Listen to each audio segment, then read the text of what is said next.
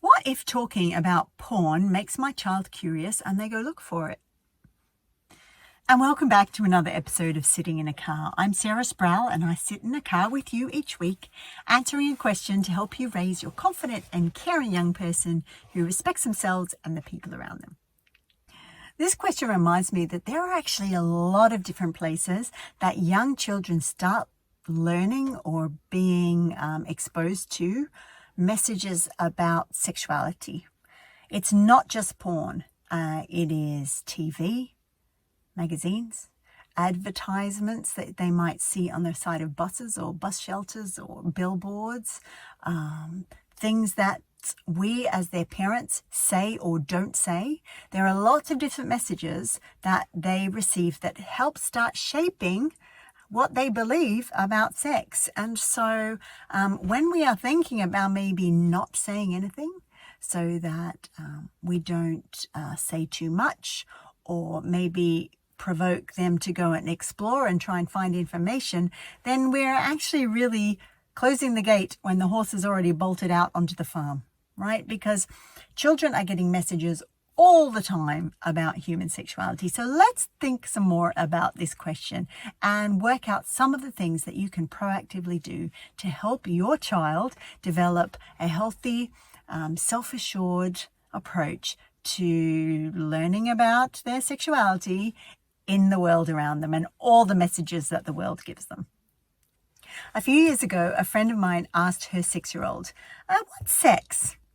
And that 6-year-old, even though they'd never had any conversations about it, said, okay, well, it's when the woman climbs on top of the man and plays with his nipples.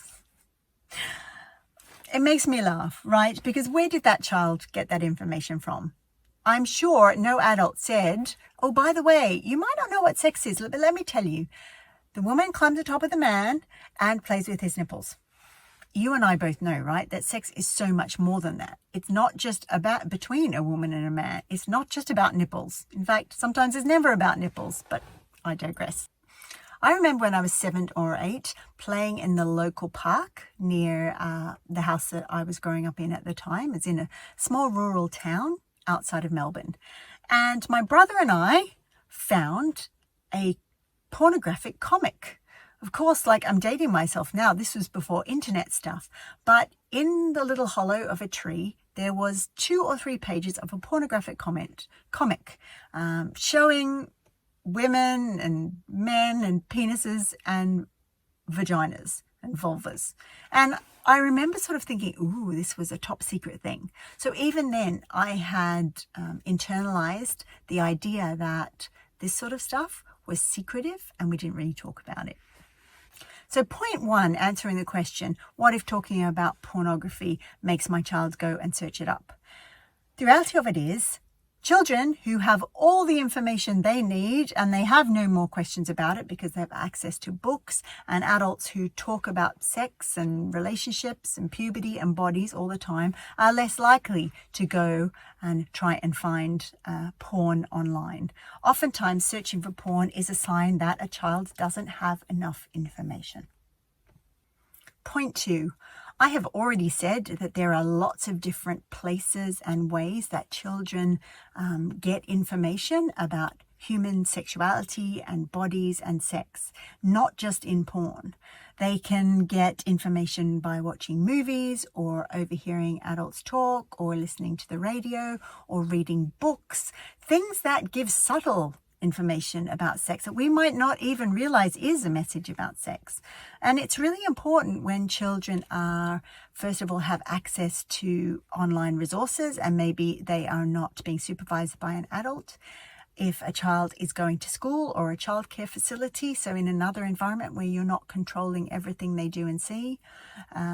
If they go on a play date to someone else's house, if they are starting school, all these different scenarios mean that they can get information that you might not realize they have. So it's really important to have conversations about the fact that they might see naked bodies or private parts, genitals of bodies on some sort of a screen. And when we say that to our child, before they actually see it, then their brain goes, hang on a minute, I know something about this already. My parent talks about this sort of thing.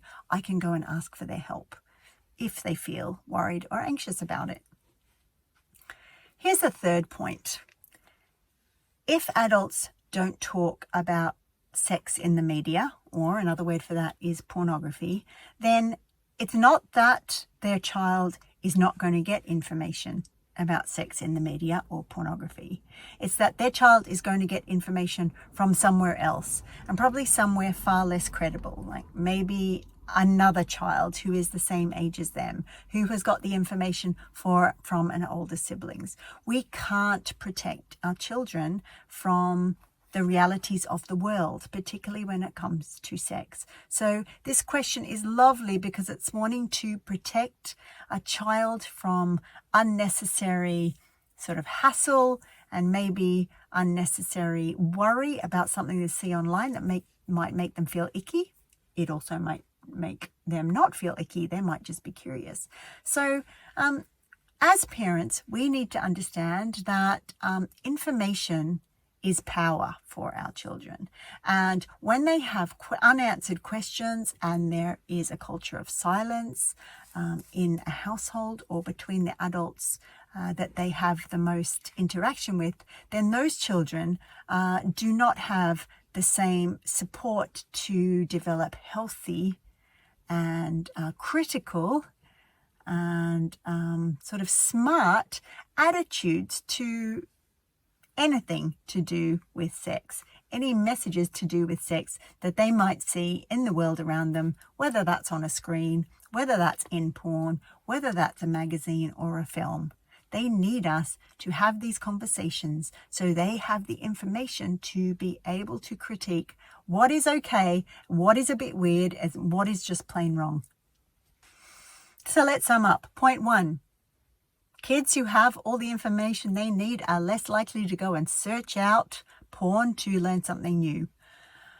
Point 2, kids get a lot of information about sex that is not from porn. It's from the world around them. And when our children are starting to move out into the world, even that's just to go on a play date or go to school, they need to learn about sex in the media from the parents, the adults that they trust the most.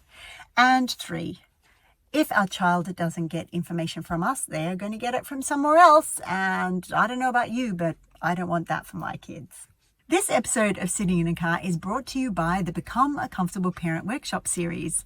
The Become a Comfortable Parent Workshop series does exactly what it says on the tin. It helps parents just like you learn to become more comfortable talking about puberty, bodies, and sex. To make sure you don't miss out on the last time this is running this year, head on over to sarahsproul.com/comfortable. sarahsproul.com/comfortable to make sure you're notified the next time Become a Comfortable Parent starts. And that's Sitting in a Car for another week, where I've answered a question to help you raise your confident and caring young person who respects themselves and the people around them. And while I've got you here, can I ask for your help? Would you like, repost, or subscribe to Sitting in a Car? When you do that, it helps parents just like you find the information and support they need to do this part of their parenting even better.